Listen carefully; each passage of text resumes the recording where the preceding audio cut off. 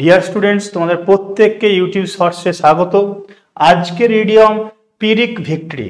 পিরিক victory বলতে আমরা কি বুঝি দেখে নেব। চারটে অপশন দেওয়া আছে, তার মধ্যে কোনটা answer? A victory that is not worth winning, a failure person, an unexpected winner, or none of this.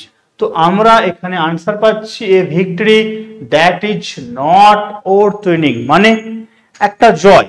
কোনো কিছুতে হয়তো কোনো একজন ব্যক্তি জয়লাভ করছে ঠিকই, কিন্তু সেই জয়ের কোনো মূল্য নেই, বা সেই মূল্য বা ভ্যালু অনেকটা কম, তখন আমরা এটা বলি যে পিরিক ভিক্টরি। যেমন ধরে নাও কোনো একজন ব্যক্তি কোর্টে কেস জিতেছে, কিন্তু দেখা গেল যে সম্পত্তি বা যে ইস্যুর জন্যে সে এই কেসটা করেছিল এবং সে কেসটা জিতেছে, তার যে ভ্যালু, তার থেকে হয়তো দেখা গেল লিগাল যে ফিজ উকিলকে দিতে হলো প্রায় সমতুল্য বা তার থেকে বেশি। তার মানে তার কোর্টে জিতে কেসটা আসলে কিছুই লাভ হলো না, কারণ যে কেসটা জিতে যে ভ্যালুয়েশন সে পেলো তার থেকে বেশি কি তার উকিলকে দিয়ে দিতে হলো বা তার সমতুল্য দিয়ে দিতে হলো। তখন আমরা সেই বিষয়গুলোকে কি বলতে পারি বলো?